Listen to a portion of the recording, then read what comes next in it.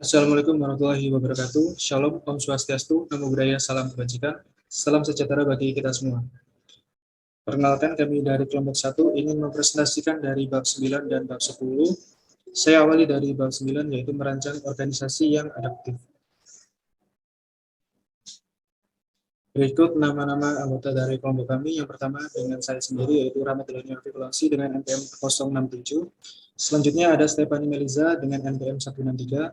Selanjutnya ada Ayu Karolin dengan NPM 181. Selanjutnya ada Rukmi Ningtyas dengan NPM 193. Selanjutnya ada Yunika Kristi dengan NPM 211. Selanjutnya ada Nabilah Ariba dengan NPM 248. Saya awali dari submateri yang pertama, yaitu apakah keyakinan Anda dalam memimpin? Kecocokan antara manajer baru dan organisasi yang dipimpinnya seringkali bergantung pada keyakinan pribadi yang sang manajer akan peran barunya. Segala hal akan berjalan sangat lancar jika rancangan organisasi cocok dengan keyakinan seorang manajer baru akan peran-perannya dalam memimpin. Yang pertama, yaitu berbasis pada posisi.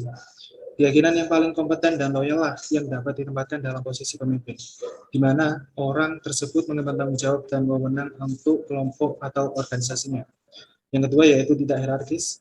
Keyakinan ini menyatakan bahwa suatu kelompok atau organisasi menghadapi sistem kompleks dari tantangan-tantangan adaptif dan pemimpinnya melihat tugasnya memberi fasilitas dalam menyampaikan arus informasi di antara anggota dan keterlibatan penuh mereka untuk menjawab tantangan-tantangan tersebut. Kita memasuki submateri yang kedua, yaitu pengelolaan struktur vertikal. Proses pengelolaan nantinya akan menciptakan struktur organisasi yang menentukan bagaimana tugas-tugas akan dibagi dan sumber daya akan disebarkan. Struktur organisasinya diartikan sebagai berikut. Yang pertama, ada seperangkat tugas-tugas formal. Yang kedua, ada hubungan pelaporan formal. Yang ketiga, yaitu rancangan sistem.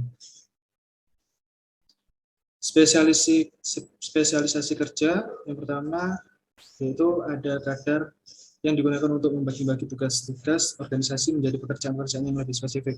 Yang kedua, ada rantai perintah, yaitu garis pemandang yang tidak terputus di mana menghubungkan semua orang dalam sebuah organisasi dan menunjukkan posisi orang-orang tersebut. Yang ketiga, ada ruang lingkup manajemen, yaitu jumlah pegawai yang memberikan pelaporan pada supervisor. Ruang lingkup manajemen terkadang juga disebut ruang lingkup pengendalian. Yang keempat, yaitu sentralisasi dan desentralisasi. Sentralisasi sendiri yaitu berarti bahwa wewenang dalam mengambil sedikitnya level keputusan dipegang oleh jabatan-jabatan tinggi dalam sebuah organisasi.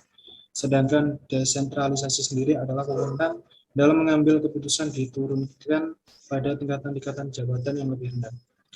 Submateri selanjutnya akan dibawakan oleh teman saya. Terima kasih. Untuk materi berikutnya, kita membahas tentang departementalisasi. Pengertian dari departementalisasi sendiri ini itu adalah suatu hal yang menjadi landasan untuk mengelompokkan jabatan-jabatan tertentu ke dalam departemen-departemen dan ke dalam organisasi secara keseluruhan. Bisa next slide.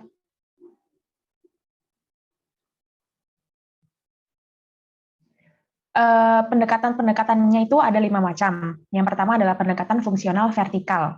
Nah, pendekatan fungsional vertikal atau bisa kita sebut dengan struktur fungsional itu adalah pengelompokan jabatan-jabatan ke dalam departemen berdasarkan keterampilan, keahlian, aktivitas kerja, dan penggunaan sumber daya yang sama. Lalu yang kedua adalah pendekatan divisional. Struktur divisional itu adalah sebuah struktur organisasi di mana departemen-departemen itu dikelompokkan berdasarkan keluaran yang sama dalam suatu organisasi, berupa barang, program, atau jasa pada pelanggan. Struktur divisional ini itu juga disebut sebagai struktur produk, struktur program, atau struktur unit mandiri. Yang ketiga ada pendekatan matriks. Pendekatan matriks ini itu adalah struktur organisasi yang menggunakan rantai perintah fungsional dan divisional secara serentak dalam bagian yang sama pada organisasi. Jadi dia itu menggabungkan aspek-aspek yang ada pada struktur fungsional dan struktur divisional secara serentak dalam bagian yang sama pada organisasi.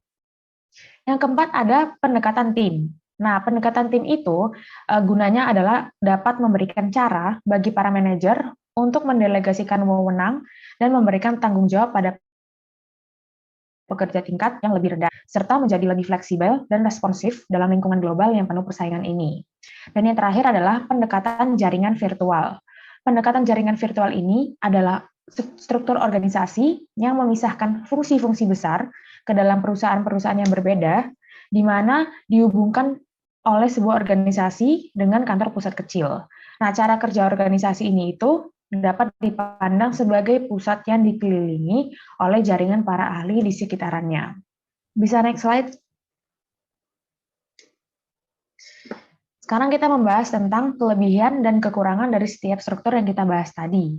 Yang pertama itu ada yang fungsional kan. Fungsional itu kelebihannya adalah penggunaan SDM yang lebih efisien. Selain itu, ada pengarahan dan pengendalian manajer puncak yang amat baik, dan spesialisasi serta pengembangan keterampilan yang mendalam. Nah, kekurangannya itu adalah responnya yang lambat terhadap perubahan eksternal, lalu kurangnya komunikasi di antara departemen-departemen fungsional, dan keputusannya itu hanya dipusatkan di puncak hierarki, sehingga menciptakan keterlambatan. Nah, yang kedua, divisional.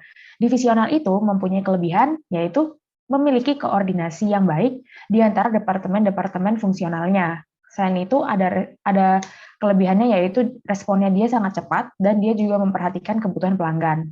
Tapi, divisional juga memiliki kekurangan. Kekurangannya itu adalah terdapat duplikasi SDA dalam setiap divisi, lalu kurangnya koordinasi antara divisi-divisi, dan kurangnya pendalaman dan spesialisasi teknis. Selanjutnya, matriks. Matriks ini kelebihannya adalah fleksibilitas, adaptabilitas terhadap perubahan lingkungan sekitar. Dan dia itu penggunaan sumber daya alamnya itu juga lebih efisien, serta kerjasama antar fungsinya itu tersedia di setiap divisi. Nah, kekurangannya itu terdapat konflik besar antara dua sisi matriks, lalu terlalu banyak rapat, dan lebih banyak diskusi daripada aksi. Nah, sekarang tim. Tim itu kelebihannya lebih cepat dalam mengambil keputusan, serta lebih sedikit di antara departemen-departemen, dan lebih banyak kompromi. Kekurangannya itu adalah pendekatan tim ini itu banyak membutuhkan waktu dan SDA yang banyak untuk rapat. Jadi terlalu banyak rapat gitu. Dan terdapat desentralisasi yang tidak terencana. Yang terakhir adalah pendekatan jaringan virtual ini, kelebihannya itu adalah sangat fleksibel dan responsif. Selain itu, dari pendekatan ini itu bisa mendapatkan keahlian dari seluruh dunia. Tapi kekurangannya itu adalah kurangnya pengendalian dan tuntutan yang lebih besar pada manajer. Jadi lebih diberatkan kepada posisi manajer tanggung jawabnya. Lalu kekurangan yang lain adalah kesetiaan pegawai itu makin lemah. Untuk materi berikutnya adalah pengorganisasian untuk koordinasi horizontal. Next.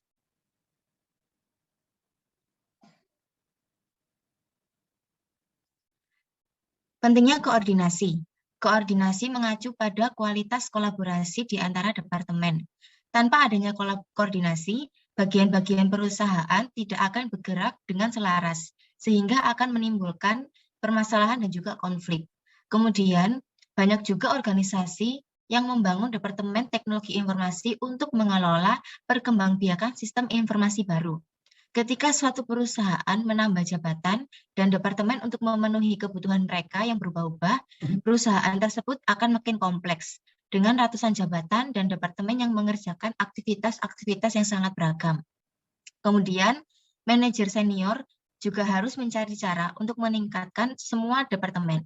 Rantai perintah formal dan supervisi yang diberikan memang efektif, tetapi tidak cukup. Organisasi membutuhkan sistem untuk memproses informasi dan memungkinkan terjadinya komunikasi antara orang-orang di departemen yang berbeda dan pada tingkat yang berbeda. Next. Untuk submateri berikutnya ada gugus tugas, tim, dan juga manajemen proyek.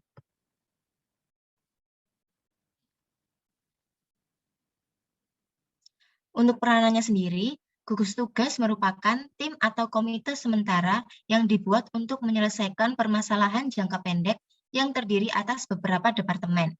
Anggota-anggota dalam satu gugus kerja menjadi wakil dari departemennya masing-masing dan berbagai informasi untuk memungkinkan terjadinya koordinasi. Gugus tugas ini akan mengecek ketersediaan pekerjaan, program penyerahan, prosedur pekerjaan, dan juga sistem pelacak pelamar kerja. Kemudian, ada lintas fungsi. Selain menciptakan gugus tugas, perusahaan juga menyusun tim lintas fungsi. Tim ini akan meningkatkan koordinasi horizontal, karena orang-orang dari beberapa departemen melakukan pertemuan rutin untuk menyelesaikan permasalahan yang selalu timbul demi kepentingan bersama. Tim lintas fungsi ini serupa dengan gugus tugas.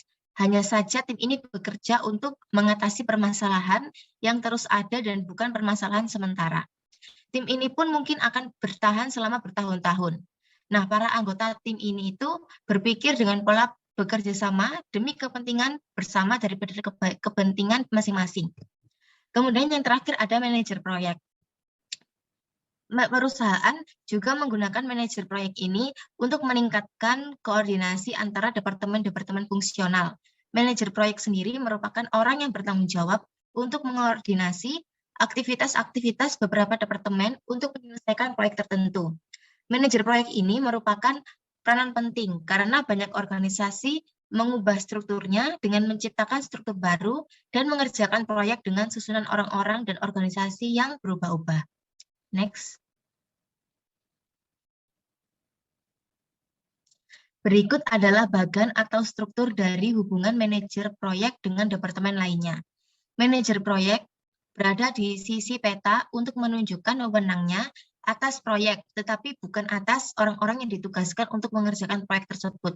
Kemudian ada garis putus-putus, mulai dari keuangan ke manajer proyek, rekayasa ke manajer proyek, pembelian ke manajer proyek, dan juga pemasaran ke manajer proyek. Garis putus-putus ini itu menunjukkan manajer proyek bertanggung jawab untuk melakukan kerjasama dan komunikasi dengan para anggota tim. Tetapi manajer departemen memiliki kewenangan lini atas pegawai fungsional. Manajer proyek juga disebut juga manajer produk, interrogator, manajer program, dan juga pemilik proses. Next.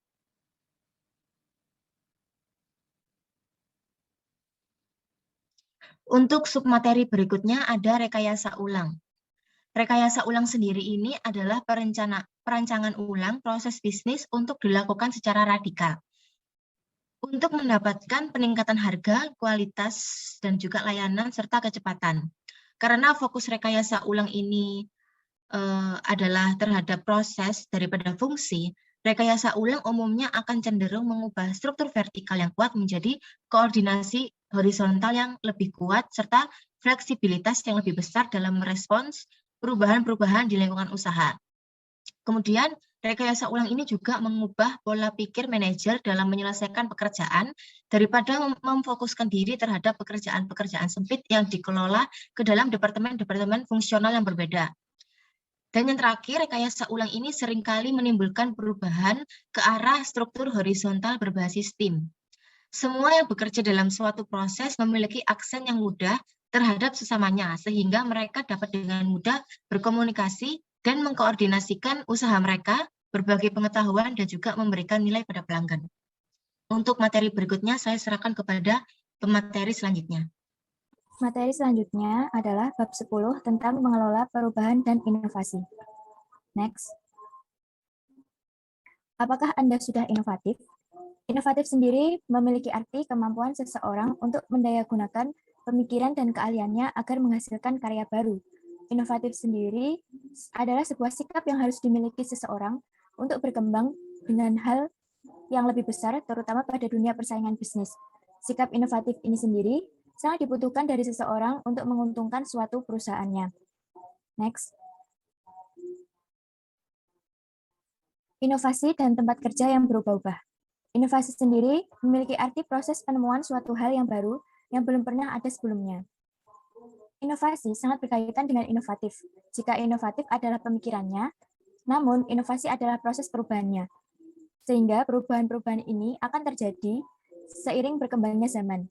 Organisasi yang dapat melakukan perubahan adalah organisasi yang mendatangkan keuntungan, terutama bagi dunia bisnis dan perusahaan. Ada beberapa hal yang terkait dengan inovasi.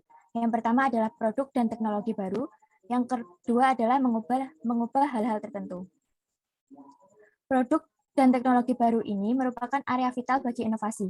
Perubahan tersebut mulai dari bidang barang sampai dengan bidang jasa. Contohnya, perkembangan handphone. Dahulu, handphone hanya bisa digunakan untuk SMS. Namun, sekarang handphone dapat membuka seluruh dunia dari berbagai macam sisi. Mulai dari 4G sampai dengan 5G sampai sekarang. Next. Ada 3 strategi penting dalam perkembangan inovasi. Yang pertama, eksplorasi. Yang kedua, kerjasama. Yang ketiga, kewirausahaan. Next. Eksplorasi sendiri adalah tahap di mana ide-ide untuk melahirkan produk dan teknologi baru dilahirkan. Eksplorasi sendiri menuntut seorang manajer harus mempersiapkan organisasinya untuk melakukan eksplor lebih dengan menciptakan kondisi yang mendorong terjadinya kreativitas untuk memungkinkan ide-ide baru bermunculan. Next. Ciri-ciri individu yang memiliki kreativitas. Yang pertama, kelancaran konsep keterbukaan pikiran. Maksudnya, seorang harus memiliki jalur komunikasi yang terbuka dan adanya komunikasi dengan pihak luar yang baik, sehingga dapat memberikan efek bagi sebuah perusahaan untuk lebih maju ke depan. Yang kedua, organilitas. Perusahaan harus mengizinkan cara kerja yang ekstrinsik untuk mengembangkan karyawannya. 3. Kemandirian dan kepercayaan diri. Kemandirian seorang karyawan dan kepercayaan diri seorang karyawan dapat membuahkan suatu kreativitas untuk perusahaan. Yang keempat, senang mencoba hal baru dan memiliki rasa penasaran yang tinggi. Hal ini dapat membuat seorang karyawan terus mencoba hal baru dan membuat suatu kreativitas yang tidak ada sebelumnya. Yang kelima, ketekunan dan komitmen yang kuat. Komitmen yang kuat akan membangun sebuah tim yang kuat dan membuat suatu inovasi akan berjalan dengan baik. Next. Kerjasama. Kerjasama adalah suatu kegiatan di dalam perusahaan untuk menciptakan koordinasi dan meningkatkan adanya inovasi secara bersama-sama. Koordinasi ini memiliki dua sisi. Yang pertama, internal, dan yang kedua, eksternal. Koordinasi internal sendiri merupakan kerjasama yang dilakukan di lingkungan perusahaan untuk menghasilkan inovasi bagi perusahaan dengan bantuan ahlinya. Sedangkan koordinasi eksternal adalah suatu hubungan yang menciptakan inovasi perusahaan yang dilakukan kerjasama dari pihak luar untuk mendukung rencana agar terrealisasikan dengan baik. Next. Ciri-ciri perusahaan yang sukses dengan inovasinya. Yang pertama, orang-orang di pemasaran memiliki yang baik akan kebutuhan pelanggan. Yang kedua, para ahli teknis menyadari perkembangan teknologi terkini dan menggunakan teknologi secara efektif. Yang ketiga, para anggota departemen-departemen bekerja sama dalam mengembangkan barang atau jasa yang baru. Materi selanjutnya akan dibawakan oleh teman saya. Untuk materi subbab selanjutnya adalah kewirausahaan.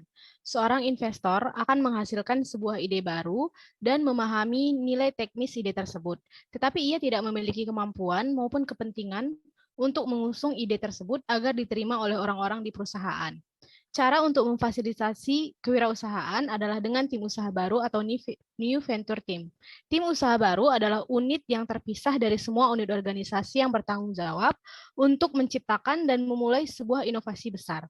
Tim usaha baru biasanya adalah tim kecil dengan struktur yang longgar dan fleksibel yang mencerminkan karakteristik dari organisasi-organisasi kreatif. Satu variansi dari tim usaha baru disebut dengan Scanworks. Scanworks adalah kelompok kecil informal, berotonomi tinggi, dan seringkali bersifat rahasia, serta terpisah dari organisasi yang berfokus pada ide-ide terobosan bagi organisasi. Scanworks diciptakan oleh Lockheed Martin lebih dari 50 tahun yang lalu dan ada hingga saat ini. Intisari dari terbentuknya Scanworks adalah bahwa orang-orang yang sangat berbakat diberikan waktu dan kebebasan untuk membuat serta mengembangkan kreativitas mereka. Next slide.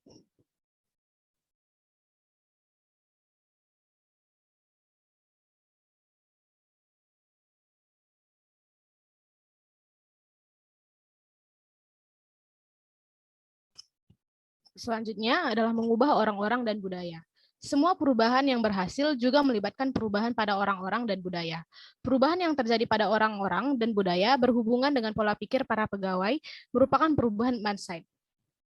Perubahan orang berkaitan dengan hanya beberapa pegawai saja, seperti mengirimkan sejumlah manajer menengah untuk mengikuti pelatihan demi meningkatkan keahlian kepemimpinan mereka. Perubahan budaya berkaitan dengan organisasi secara keseluruhan, seperti ketika IRS mengubah mindset dasarnya yang tadinya sebuah organisasi yang berfokus pada pemungutan dan kepatuhan pajak saja menjadi sebuah organisasi yang berdedikasi pada pemberian informasi, pendidikan, dan pelayanan pada pelanggan atau pembayar pajak. Next slide.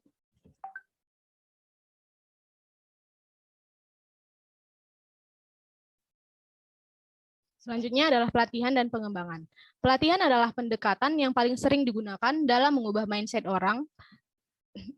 orang-orang. Sebuah perusahaan mungkin menawarkan program pelatihan pada pegawai-pegawainya dalam kerjasama tim. Keberagaman, kecerdasan emosi, siklus mutu, keahlian komunikasi, ataupun manajemen partisipatif. Perusahaan-perusahaan yang sukses biasanya ingin menyediakan kesempatan bagi setiap orang untuk mengikuti pelatihan dan pengembangan. Tetapi perusahaan-perusahaan tersebut mungkin lebih menekankan pelatihan dan pengembangan pada para manajer.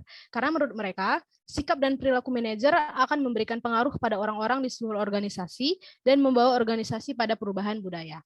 Next slide. Selanjutnya adalah pengembangan organisasi. Pengembangan organisasi atau disebut juga Organization Development atau OD adalah proses perubahan sistematis dan terencana yang menggunakan pengetahuan dan teknik ilmu perilaku untuk memperbaiki kesehatan dan keefektifan suatu organisasi melalui kemampuannya untuk menyesuaikan diri dengan lingkungan, memperbaiki hubungan internal, serta meningkatkan pembelajaran dan kemampuan dalam menyelesaikan masalah. OD atau pengembangan organisasi dapat membantu manajer untuk menyentuh setidaknya 3 jenis masalah yang saat ini sering terjadi. Yang pertama, merger akuisisi. Yang kedua, kemunduran atau kebangkitan organisasi. Yang ketiga, manajemen konflik. Menggunakan beragam teknik khusus untuk membantu tujuan OD. 3 teknik yang paling sering digunakan dan paling efektif untuk digunakan. Yang pertama, aktivitas pembentukan tim. Yang kedua, aktivitas survei atau umpan balik, dan yang ketiga intervensi kelompok. Next slide.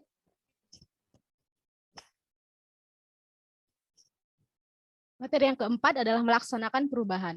Langkah terakhir yang harus diselesaikan dalam proses perubahan adalah pelaksanaan.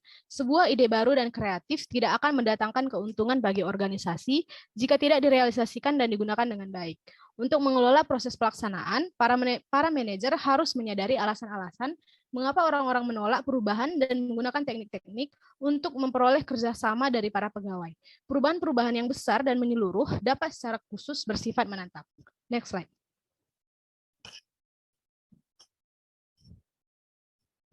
Yang selanjutnya adalah keharusan untuk melakukan perubahan. Banyak orang yang merasa tidak rela untuk melakukan perubahan, kecuali jika mereka merasakan adanya masalah ataupun krisis. Salah satu cara agar seorang manajer dapat merasakan pentingnya melakukan perubahan adalah dengan memunculkan kesenjangan kinerja atau performance gap. Perbedaan antara tingkatan kinerja yang ada dan kinerja yang dikehendaki. Manajer akan berusaha menciptakan rasa urgensi sehingga orang-orang di organisasi mengenali dan memahami keharusan untuk melakukan perubahan. Seorang manajer bertanggung jawab untuk mencari tahu ancaman serta peluang dalam lingkungan eksternal, serta kekuatan dan kelemahan yang ada dalam organisasi untuk menentukan ada atau tidaknya keharusan untuk melakukan perubahan. Selanjutnya akan dijelaskan oleh rekan saya.